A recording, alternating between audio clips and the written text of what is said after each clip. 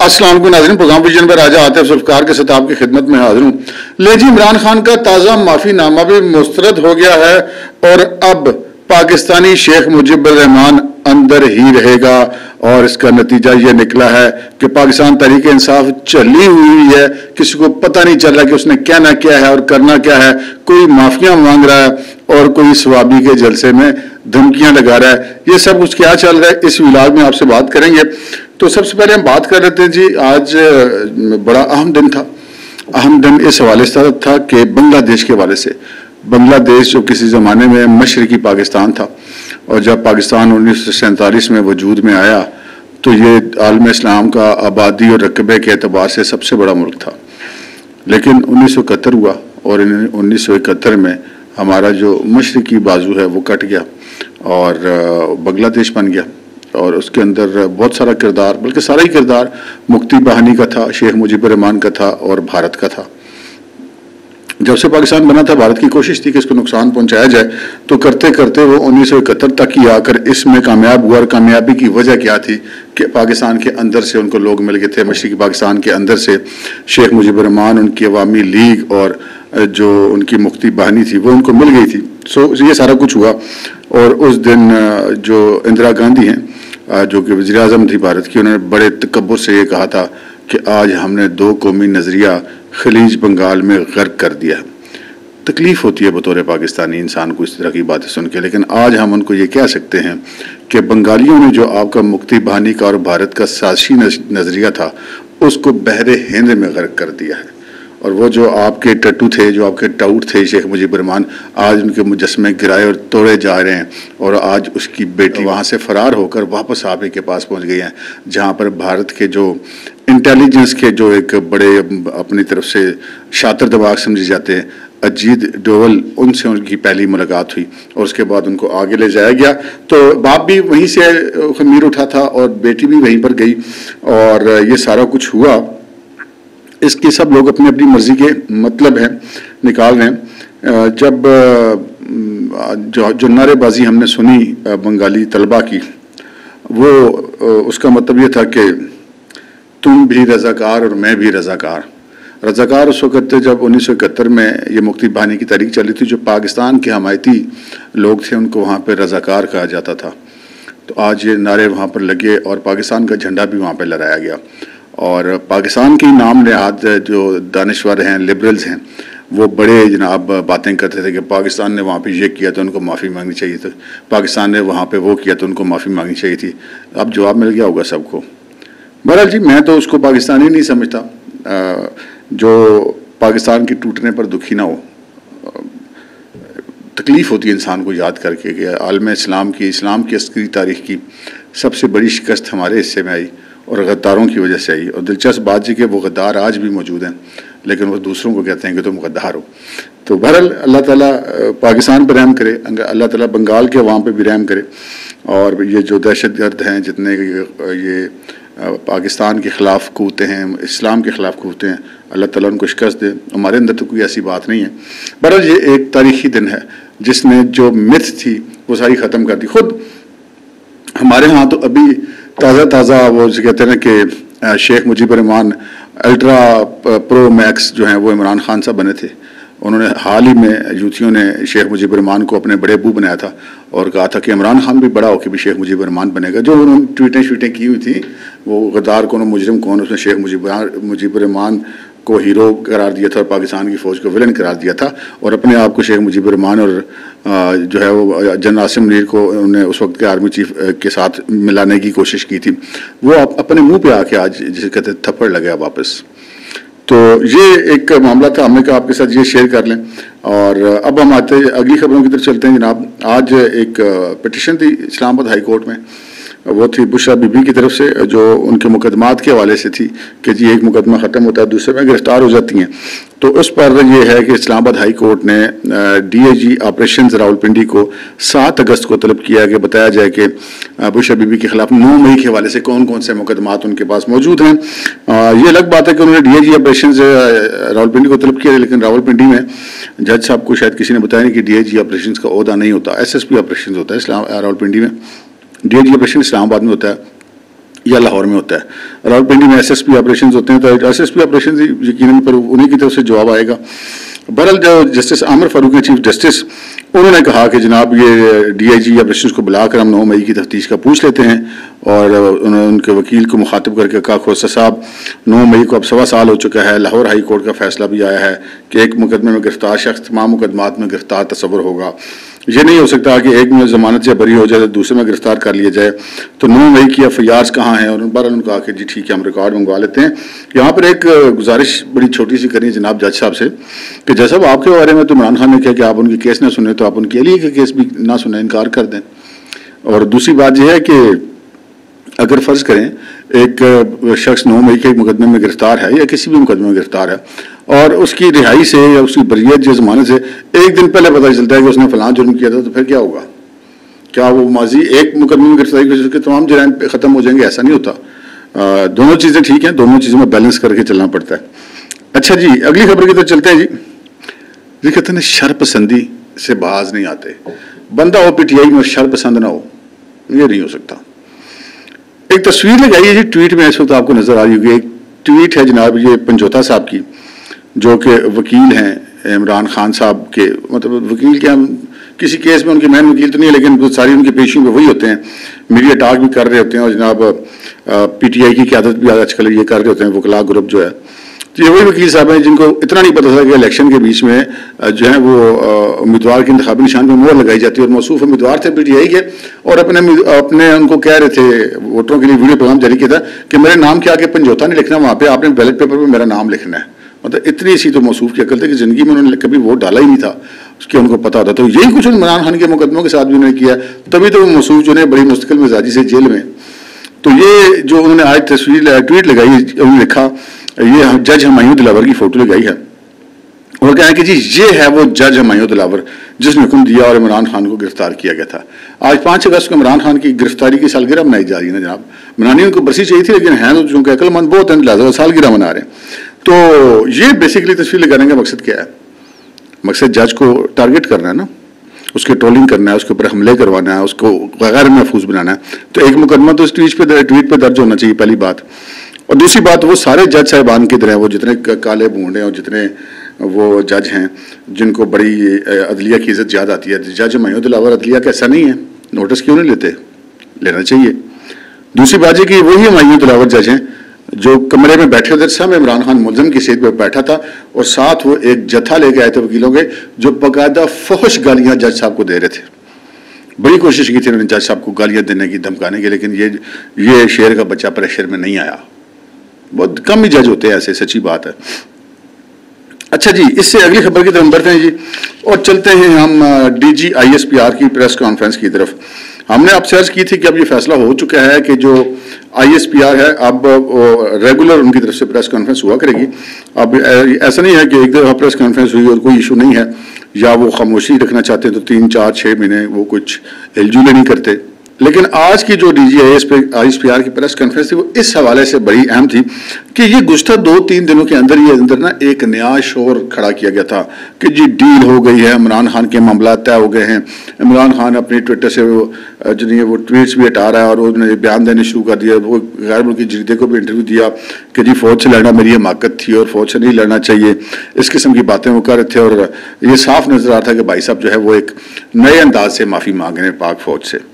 اور ہم نے آپ سے پہلے بھی ایک دفعہ کہا تھا کہ یہ جو افراد کی یادداشت کمزور ہوتی ہے, اداروں کی یادداشت کمزور نہیں ہوتی. اور میں جو باتیں آپ سے کرتا رہا اس ولاگ میں, آپ سنتے رہے, جو ہمارے ناظرین ریگولر ہیں وہ اس چیز کی گواہی دیں گے کہ آج DG ISPR نے وہی ساری باتیں کی ہیں جو میں آپ سے کرتا رہا ہوں. آپ یہ مجھے لگتا ہے کہ وہ ہمارا ولاگ تو نہیں سنتے ہوں گے. انہوں نے فرمایا DG ISPR نے کہ جناب وہ لوگ, وہ ادارے, وہ عناصر جو غزہ میں نسل کشی پر خاموش ہیں, ان سے پاکستان میں ہیومن رائٹس کا بیانیہ بنوایا جا رہا ہے. یہ میں آپ کو گواہ ہیں کہ میں بار بار یہ کہتا رہا ہوں کہ وہ اسرائیل جو غزہ میں بچوں کی نسل کشی کر رہا ہے وہ عمران خان کے حق میں انسانی حقوق کا اقوام متحدہ میں رونا رو رہا ہے. تو یہ وہی اسی طرف اشارہ DG ISPR نے کیا.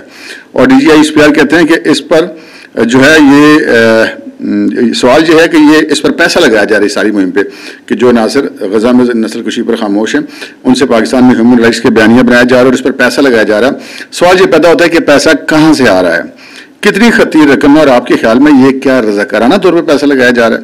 اور اگر آپ یہ سمجھتے ہیں کہ یہ سب کچھ خود ہو رہا ہے اور اس کے پیچھے کوئی کوآرڈینیشن نہیں ہے, تو انہوں نے کہا کہ بس میں انگریزی کے ایک محاورے کا اتنا سی فقرہ کہوں گا کہ دیر از نو فری لنچ.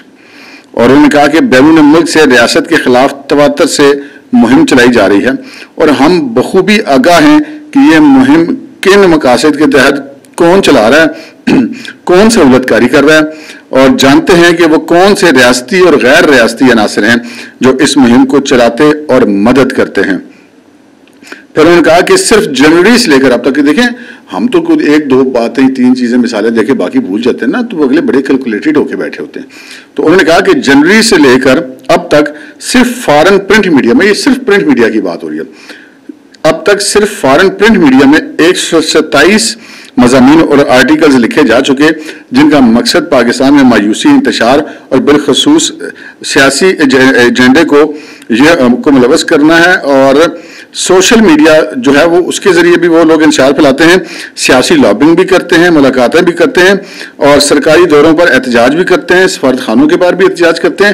کیا یہ سب کچھ ایسے ہی ہو رہا ہے؟ یہ انہوں نے پوچھا, سوال کیا میڈیا کے لوگوں سے اور کہا کہ یہ سب بہت مربوط طریقے سے ہو رہا ہے, ان کے پیچھے باقاعدہ لابنگ فرمز ہیں, یہ پیسہ لگایا جا رہا ہے مایوسی اور انتشار پھیلانے کے لیے تاکہ حالات بے قابو ہو جائیں. اور انہوں نے کہا کہ یہ جھوٹا پروپیگنڈا آپ کے سامنے ہے, بالخصوص سوشل میڈیا, فیک نیوز, غلط تصاویر ایڈٹ کر کے کنٹینٹ لگانا, یہ سب کچھ عوام کے ذہن میں کنفیوژن ڈالنے کے لیے کیا جاتا ہے اور یہ کھل کر جھوٹ بولا جا رہا ہے. اور مگر قانون جو ہے وہ اس طرح راستہ نہیں بنا رہا جو بنانا چاہیے. یہاں پر انہوں نے پاکستان کی عدلیہ کے بارے میں کہا کہ قانون اس طرح اپنا راستہ نہیں بنا رہا جس طرح بنانا چاہیے. مگر افواج پاکستان اس معاملے کو بہت سیریس لیتے ہیں اور جو بھی شخص ملک سے باہر بیٹھا کسی بھی رتبے کسی بھی مقام کا ہے, اگر وہ افواج کے خلاف پروپیگنڈا کر رہا ہے اور عوام اور فوج میں خلیج پیدا کرنے کی کوشش کر رہا ہے, فیک نیوز میں ملوث ہے, تو فوج اس کے خلاف ضروری قانونی کارروائی کرے گی. اچھا, یہ بات انہوں نے کہی اور پھر انہوں نے کہا کہ یہ جو ڈیجیٹل جو دہشت گرد ہیں جو باہر بیٹھ کے ریاست کے خلاف ہیں, یہ وہ بے ضمیر لوگ ہیں جو چند پیسوں کی خاطر اپنی ریاست, اپنے اداروں اور اپنی عوام کے خلاف پروپیگنڈا کرتے ہیں. اچھا, پھر ان سے یہ سوال بھی ہوا 9 مئی کے حوالے سے کہ عمران خان کی معافی کے حوالے سے, تو انہوں نے کہا کہ ہمارا وہی موقف ہے جو میں نے اپنی پچھلی پریس کانفرنس میں بتایا تھا. انہوں نے پچھلی پریس کانفرنس میں کہا تھا کہ 9 مئی پہ معافی مانگیں, فوج سے معافی مانگے, شہداء کے ورثاء سے معافی مانگے, عوام سے معافی مانگیں, سر عام معافی مانگیں, اور اس کے بعد بھی اگر کوئی بات کرنی ہے تو سیاسی حکومت سے کریں. ہمارے پاس آپ کے لیے کوئی گنجائش نہیں ہے اور نہ ہی آئین اور قانون ہمیں اجازت دیتا ہے کہ ہم سیاستدانوں سے بات کریں.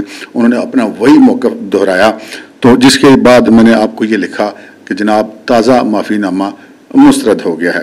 وہ جو عمران خان صاحب نے 2-3 دنوں سے مسکا وسکا لگانا شروع کیا تھا نا, وہ انہوں نے وہ مسکا جو نہیں ہے وہ واپس ان کو پارسل کر دیا. اے لو جناب تسی اپنا مسکا اپنے کول رکھو. اچھا جی, اب اس کے بعد کیا ہوا؟ اس کے بعد ایک جلسہ تھا آج سوابی میں. سوابی میں جلسے میں بڑی نظریں تھی, اس لیے کہ جب سے عمران خان صاحب اندر گئے ہیں انہوں نے جتنی بھی ان کے لیے کالز دی گئیں وہ ساری کی ساری ناکام ہوئی, اور ان کا یہ خیال تھا کہ آج تو میری گرفتاری کی سالگرہ ہے بلکہ برسی ہے, تو آج تو کال ہونی چاہیے اور لوگ نکلنے چاہیے. تو کوئی نہیں نکلا پورے پاکستان میں. علی امین گنڈا پور کو نے کہا تھا اسلام آباد میں جلسہ کرو 5 اگست کو. انہوں نے کہا نہیں بھائی جی, میں 5 اگست کو اسلام آباد میں نہیں جلسہ کر سکتا. بڑھ کے وہ بہت بڑی مارتے ہیں, وہ بھی میں آپ کو آگے بھی بتاؤں گا. لیکن عمران خان کو کہہ دیا کہ جی میں سوابی میں کر لوں گا, میرا علاقہ ہے, میرا صوبہ ہے, باہر میں نہیں اپنے صوبے سے کرتا. بہرحال سوابی میں کیا. سوابی میں ٹھیک ہے, جتنا ایک چیف منسٹر کا جلسہ ہونا چاہیے اتنا تو ہونا ہی چاہیے, اور وہ اتنا ہوا بھی. ہم کہیں کہ بہت ایکسٹرا آرڈنری جلسہ تھا تو بالکل نہیں تھا. ہم کہیں ناکام جلسہ تو تب بھی بات غلط ہے کسی بھی طریقے سے, چاہے وہ سرکاری وسائل کی وجہ سے کامیاب ہوا, لیکن بہرحال وہ ناکام بھی نہیں تھا. اس جلسے کے حوالے سے 3-4 چیزیں آپ کے ساتھ شیئر کر دیتے ہیں. ایک تو وہاں پہ علیم عادل شیخ صاحب جو کراچی سے جلوس لے کر آئے تھے, وہاں پر ان کے ساتھ بھی بڑی بدتمیزی ہوا, اسٹیج سے ان کو اتار دی گیا. بعد میں پھر کے پی کے صوبائی وزراء ان کو مناتے شناتے رہے. اچھا جی, حماد اظہر صاحب جو نہیں, وہ ٹارزن صاحب جو پنجاب کے چھپے ہوئے 9 مئی کی بات سے ابھی تک, انہوں نے کہا جی میں اس جلسے سے اپنے منظر عام پر آنے کا اعلان کرتا ہوں اور پنجاب سے میں احتجاج کی قیادت کروں گا, اور میں جناب اگر میں گرفتار کر لیا گیا, میں مسنگ پرسن میں ہو گیا, مجھ پہ تشدد ہوا, مجھ سے کوئی سوشل میڈیا کے لیے بیان دیا گیا تو اس بیان پہ یقین نہ کرنا. اور میں جناب ستمبر تک جو نہیں ہے وہ اگر عمران خان کو نہ چھوڑا گیا تو میں پنجاب والوں کو ساتھ لے کے اڈیالہ تک مارچ کروں گا. جی ہاں جناب, لوگ لاہور تو چلے جائیں, آپ چلیں اڈیالہ میں تو بعد میں جائیں گے چھڑانے کے لیے. مادر صاحب لاہور پہلے چلے جاؤ. پھر جناب وہاں پر جو ہے وہ ایک عجیب سا معاملہ ہوا کہ جو وہ تھے گور, جو ان کے ہیں بیرسٹر گور صاحب, وہ اور جو ان کے بیرسٹر کیا نام ہے جی ان کا, بیرسٹر گور صاحب اور ایک اور صاحب تھے, انہوں نے تقریر کی تھی, حماد اظہری تھے. اچھا یہ تو باتیں کہہ رہے تھے نا کہ جی گور ایوب صاحب کہہ رہے, بیرسٹر گور صاحب کہہ رہے تھے کہ جناب ہم دوریاں ختم کرنا چاہتے ہیں اور مسلم لیگ نون جو ہے وہ پاکستان تحریک انصاف اور فوج میں درائیں ڈلوا رہی ہے. انہوں نے کوئی ایسی مستی شستی والی بات نہیں کی. لیکن گنڈا پور صاحب نے جو وہ خاصی عجیب و غریب باتیں کی. کچھ باتیں ہم لوگ کہتے ہیں جی بڑھ کے مارنے کی اس کو عادت ہے, نظر انداز کریں, لیکن جو چیزیں پاکستان کے خلاف جاتی ہیں وہ پھر برداشت نہیں ہوتی, سچی بات ہے. تو گنڈا پور صاحب نے یہ کہا کہ جناب دہشت گردی پر سب بات کرتے ہیں, میں پہلے پوچھتا ہوں کہ یہ تم لوگ تھے جنہوں نے امریکہ کے کہنے پر جو ہے وہ آپریشن کیے, اڈے دیے اور جہاں سے جو ہے وہ افغانستان میں اپنے پشتون بھائیوں اور مسلمان بھائیوں پر جو ہے بم برسائے گئے, اور پھر آج جو ہے وہ الزام لگاتے ہیں کہ افغانستان سے جو ہے وہ یہاں پہ دہشت گردی ہوتی ہے, اور یہ تم بھول جاتے ہو کہ تم لوگوں نے اڈے دیے اور پی ڈی ایم نے دہشت گردی کروائی افغانستان میں.